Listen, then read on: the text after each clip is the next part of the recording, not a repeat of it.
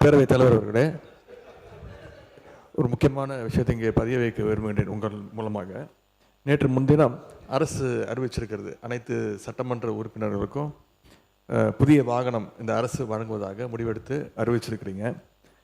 இல்லை, எங்களுடைய திராவிட முன்னேற்ற கழகத்துடைய நிலைமை இந்த அரசில் சபையில் நான் பதிய வைக்க விரும்புகின்றேன்.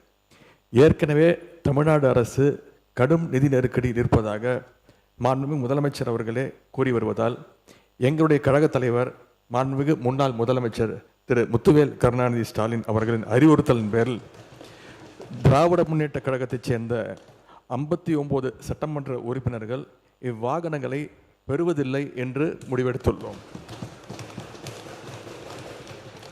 மேலும் அரசுக்கு ஏற்படுகின்ற தேவையற்ற செலவுகளை குறைக்கின்ற நோக்கத்தில் மாண்புமிகு சட்டமன்ற உறுப்பினர்கள் தங்களது தேர்தல் வேட்பு மனுவில் குறிப்பிட்டுள்ள பொருளாதார சூழலை கவனத்தில் கொண்டு பொருளாதாரத்தில் நலிவடைந்துள்ள உறுப்பினர்களுக்கு மட்டுமே இந்த அறிவிப்பின் கீழ் வாகனம் வழங்க வேண்டும் என்பதை இந்த அரசினுடைய கவனத்திற்கு தாங்கள் எடுத்து செல்ல வேண்டும் என்று கேட்டுக்கொள்கின்றேன். கையொப்பமிட்டு இந்த கடிதத்தை உங்கள் மூலமாக அரசுக்கு கொடுத்துக்கிறோம். கையொப்பமிட்டு இந்த கடிதத்தை உங்கள் மூலமாக அரசுக்கு கொடுத்துக்கிறோம். மாண்புமிகு பொதுப்பணித்துறை அமைச்சர் அவர்கள். எங்களுடைய அரசினுடைய முதலமைச்சருடைய நோக்கம் புதிதாக தேர்ந்தெடுக்கக்கூடிய மக்கள் மட்டுமல்ல, இதே சட்டமன்றத்தில் ஏழ்மையாக இருக்கக்கூடிய சட்டமன்ற உறுப்பினர்களும் இருக்கிறாங்க. அதில் முக்கியமாக விடுதலை சிறுத்தைகள் கட்சியுடைய சட்டமன்ற உறுப்பினர் அங்கிருந்து வரும்போது பஸ்ஸில் தான் வந்துட்டு போறாரு. என்ன பிரச்சனை? பேசாதீங்க, தயவுசெய்து யாரும் பேசாதீங்க. திமுக காலையில இருந்து என்ன பிரச்சனை தெரியலையே. நீங்க பேசுங்க. எதிர்கட்சி தலைவர் ஒரு பதிலை பதிவு பண்ணார், நாங்க அது பதிவு பண்றோம். பண்ணுங்க. அப்ப விசிகேல இருந்து ரொம்ப ஏழ்மையா இருக்கக்கூடிய ஒரு உறுப்பினர் கேட்கிறாரு. அவருடைய குரல் யார் யாரெல்லாம் பஸ்ல வராங்க, யார் யாரெல்லாம் ட்ரெயின்ல வராங்க, அவருடைய குரலா இருந்துச்சு. அப்ப முதலமைச்சர் அனௌன்ஸ் பண்ணும் பொழுது பொதுவா அவையை பொறுத்த வரைக்கும் எல்லோரும் சமம்னு நினைக்கக்கூடிய ஒரு முதலமைச்சர், அதுதான் ஒரு புரோட்டோகால். அப்ப எங்க பொதுச்செயலாளர்கிட்ட கார் இருக்கு, என்கிட்ட கார் இருக்கு, இங்க இருக்கக்கூடிய எல்லாருக்கும் கார் இருக்கு. நாங்க போய் சட்டமன்ற உறுப்பினர் கார் வேணும்னு கேட்க போறது இல்லை. இது ஒரு அடிப்படையா இருக்கவங்களுக்கு புரிதல் இருக்கும். அரசியலா நினைச்சாதான் இது அரசியல். எங்க ஏழ்மையா இருக்காங்களோ அவங்க விண்ணப்பத்தை கொடுப்பாங்க. இது சட்டமன்ற உறுப்பினர்களுடைய ஒரு உரிமையா மாற்றப்பட்டு தமிழக வெற்றி கழகத்தில் யார் யாருக்கெல்லாம் கார் இருக்காங்களோ நாங்க யாருமே கார் கேட்க போறது இல்லை. இதுதான் எங்களோட நிலைப்பாடும். இதுதான் எங்களோட நிலைப்பாடும்.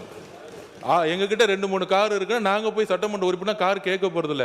நம்ம மன்னார்குடி எம்எல்ஏ சொன்னாரு, என்கிட்ட 4 கார் இருக்கு, ஆனா என்னுடைய தனிப்பட்ட கார்ல போகும்போது அரசு அதிகாரிகள் முன்பு அரசு கார்ல போனா நான் ஒரு மரியாதை இருக்கு.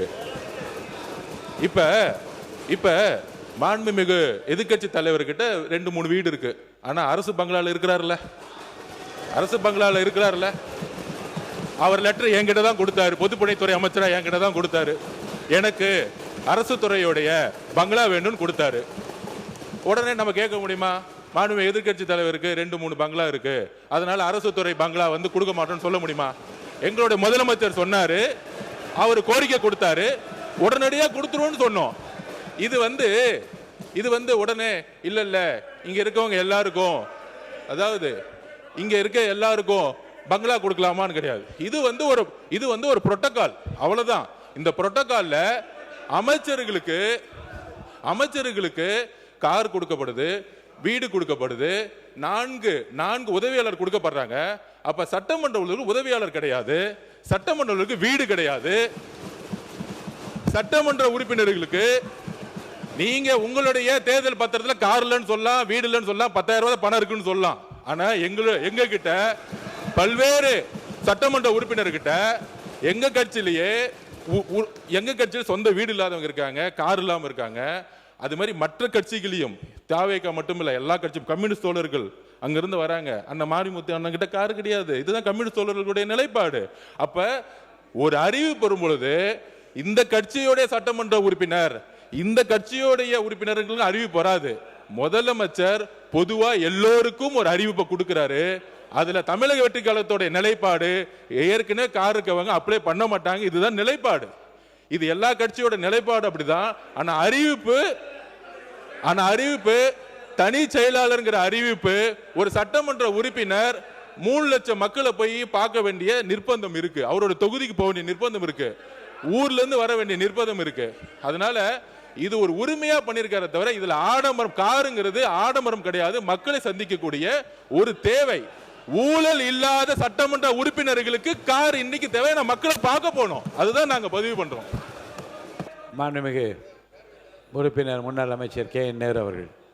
பேரவைத் தலைவர் அவர்களே, மாண்புமிகு எதிர்க்கட்சி தலைவர் அமைச்சர் அந்தஸ்தில் இருக்கிறார். அவருக்கு அது அவருடைய உரிமை, அரசாங்கம் தருகிறது. எனவே அந்த வீடு கொஞ்சம் உட்காருங்க உட்காருங்க உட்காருங்க. எனவே உட்காருங்க. அவர் அந்த அரசாங்க வீட்டில் இருந்து பணியை கவனிக்க வேண்டும் என்பதற்காக அந்த வீட்டை கேட்டு வாங்கியிருக்கிறாரு. ஆனால் நான் கொஞ்சம் இருங்க, பேசி முடிக்கட்டும். பேசுறேன், நான் சொல்றேன், நான் சொல்றேன். நீங்க பேசுங்க. இப்ப நாங்க கார் வேணான்னு தானே சொல்றோம். உங்கள்கிட்ட வேணும்னு நான் கேட்கிறேன். கார் வேணான்னு சொல்றேன். அவர் சொல்றாரு 2-3 கார் வச்சிருக்கான், இங்க கூட அந்த நிலையில் தான் இருக்கு அப்படிலாம் சொல்றாரு. நான் கார் வேணாம், ஏற்கனவே அரசாங்கம் செலவு வைக்குது, கார் வேணான்னு சொல்றேன். அவர் உடனே முதல்ல ஏற்கனவே இருக்கிற தேர்தல் பணியில் இருந்தது 10,000 தான் இருக்கு, கார் இல்லைன்னு சொன்னா நீங்க தப்பு தானே. நாங்கள் சொன்னோம் கேஸ் போடுங்களேன், போடுங்களேன் கேஸ. ஏங்க உண்மைதானே சொல்றேன். உண்மை அந்த தேர்தல் நிற்கும் போது கொடுக்குற அவிடவிட்டில் என்ன இருக்காதான் அதை கொடுக்க முடியும். எனவே எதை எடுத்தாலும் ஒரு குதர்க்கமாக பேசினா எப்படி சரியா இருக்கேன். அவரு நீங்க வீட்டில் வந்து காரு வேணான்னு தானே சொல்றோம், உங்களுக்கு செலவு கம்மி பண்ணுன்னு தானே சொல்றோம். அதுக்காக ஒருத்தர் நீங்க வந்து 4 வீடு வச்சிருக்கேன் 3 வீடு வச்சிருக்கேன்னா தெரியுமா, அமைச்சருக்கு தெரியுமா என்பது தெரியல. அமைச்சர் இப்போ சொந்த வீட்டில் இருக்கிறார், ஆனால் அந்த அரசாங்கம் அந்த வீட்டுக்கு வாடகை கொடுக்குது. அது தெரியுமா அவருக்கு? அமைச்சருக்கு வீடு சொந்த வீட்டில் இருந்தால் கூட அதுக்கு வாடகை கொடுக்குறாங்க. அதை ஒன்று வேணான்னு எழுதி கொடுங்க. மாண்புமிகு பொதுப்பணித்துறை அமைச்சர். மாண்புமிகு பேரவைத் தலைவர்களே, இதுதான் நாங்க சொல்றோம். அவர் பேசி முடிக்கட்டும். இதுதான் நாங்க சொல்றோம். எதிர்க்கட்சி தலைவர் சொல்லும் பொழுது அவர் சொல்லக்கூடிய வார்த்தைகள் அரசியல் ரீதியா மாத்துற மாதிரி வார்த்தைகள் இருக்கு. அதாவது நான் பேசி முடிச்சிடலாம். அவரு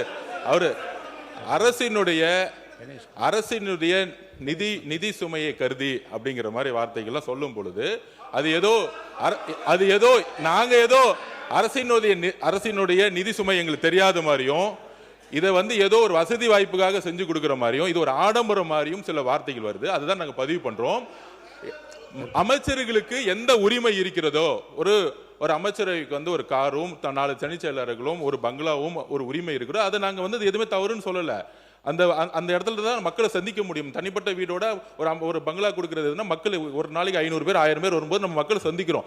அதே மாதிரி சட்டமன்ற உறுப்பினர்களுக்கும் கடமையும் பொறுப்பும் இருக்கிறது. அதுக்கு தான் நாங்க பதிவு பண்றோம். இது ஆடம்பரம் அல்ல, இது அவங்களுடைய வேதனை. அதுதான் நான் சொல்ல வரோம். அதாவது நம்மளுடைய என்ன சொல்றது, தேர்தல் இதுல வந்து 10,000 ரூபாய் இருக்குன்னு சொல்லிட்டு ரேஞ்ச் ரோவர் கார்ல போகக்கூடிய அமைச்சர்கள்லாம் இங்க கிடையாது. எங்களுடைய தேர்தல் அறிக்கையில எங்களுடைய நாமினேஷன்ல என்ன இருக்கோ, நாமினேஷன்ல என்ன இருக்கோ அதுதான் நாங்க வந்து பதிவு பண்றோம். நாங்க ஆக்சுவலா உறுப்பினர் டி ராமச்சந்திரன் பேசுங்க. அவங்க கருத்து சொல்லுங்க. மாண்புமிகு இல்ல கம்யூனிஸ்ட் கட்சி சார் அவங்க சொல்லுங்க, உங்க கருத்து சொல்லுங்க. மாண்புமிகு பேரவைத் தலைவர்களே, சொல்ல வைக்கிறேன். சொல்ல வைக்கிறேன். அவர் பேசி முடிக்கிட்டு சொல்ல. மாண்புமிகு பேரவைத் தலைவர்களே, சுருக்கமா சொல்லுங்க. சில சட்டமன்ற உறுப்பினர்கள் கார் வேண்டும் என்று முதலமைச்சர் கோரிக்கை வச்சாங்க. ஆமா, முதலமைச்சர் அறிவிச்சிருக்காங்க. ஆமா. ஆகவே இல்லாதவங்க கொடுக்க வேணும்னு சொல்ல, எங்களை பொறுத்தவரை கார் தேவையில்லை என்பது எங்களுடைய நிலைப்பாடு என்பதை தெரிவித்துக் மாண்புமிகு உறுப்பினர் கணேஷ்குமார், முனைவர் கணேஷ்குமார் அவங்க சொல்லிட்டேன். மாண்புமிகு பேரவைத் தலைவர் அவர்களே, சட்டமன்ற உறுப்பினருக்கு மக்கள் பணி செய்வது என்பது மிக அவசியமான ஒன்றுதான். அவர்களுக்கு கார் என்பது ரொம்ப முக்கியமான விஷயம். ஏன்னா கார் வந்து அனைத்து கிராமங்களுக்கும் சென்றடைவதற்கும், இப்ப என்னுடைய தொகுதியெல்லாம் எடுத்துட்டீங்கன்னா 330 ஊராட்சிகள் கிட்ட இருக்கு. அதெல்லாம் போய் பார்க்கணும்னா பொருளாதாரத்தில் பின்தங்கிய சட்டமன்ற உறுப்பினர்களுக்கு கார் என்பது ரொம்ப அவசியம்தான். இப்ப என்கிட்டலாம் கார் இருக்கு. இப்போ எனக்கெல்லாம் கேட்டிங்கன்னா கார் தேவையில்லை. அப்போ எங்களுடைய விருப்பத்தையும் கேட்டு, இப்போ எங்க கட்சியிலே 2 பேருக்கு வந்து உண்மையிலேயே பொருளாதாரத்தில் பின்தங்கியவர்கள் இருக்கிறாங்க. மற்ற கட்சி உறுப்பினர்கள் நான் கேட்பேன். நான் போன வாட்டி அங்கே கேட்டபோது கூட 2ஆம் முறை சட்டமன்ற உறுப்பினராக இருப்பவர்கள் கூட பொருளாதாரத்தில் பின்தங்கியவர்கள் இருக்கிறாங்க. அப்போ பொருளாதாரத்தில் பின்தங்கி இருப்பவர்களுக்கு யாருக்கு உண்மையிலேயே கார் தேவையோ அவர்களுக்கு வழங்கலாம் என்பதுதான் எங்களுடைய கருத்து. மாண்புமிகு எதிர்க்கட்சி தலைவர் அவர்கள். இந்த அரசு பொறுப்பேற்ற முதல் நாள்லேருந்து சொல்வது கஜானாவை தொடச்சி வச்சுட்டு போயிட்டாங்க, கஜானாவில் பணம் இல்லை என்பது தான் தொடர்ந்து இவங்க வச்சிருக்கக்கூடிய குற்றச்சாட்டு. அது மட்டும் இல்லை, இவங்களோட தேர்தல் பிரச்சாரத்தில் இப்போ இருக்கக்கூடிய அமைச்சர்கள், சட்டமன்ற உறுப்பினர்கள், அவங்க இயக்கத்தை சேர்ந்தவங்க நிறைய பேர் சொல்லியிருக்கிறாங்க, தொடர்ந்து இலவசமாக கொடுக்குறீங்க, எல்லாத்தையும் இலவசமாக கொடுக்குறீங்கன்னு குற்றம் சாட்டிட்டு இன்றைக்கி காரை இலவசமாக நீங்கள் கொடுக்குறீங்க. அது உங்கள் முதலமைச்சருடைய உரிமை. நாங்கள் எங்களுக்கு கார் தேவையில்லை, எங்களுடைய திராவிட முன்னேற்ற கழக உறுப்பினருக்கு கார் தேவையில்லை.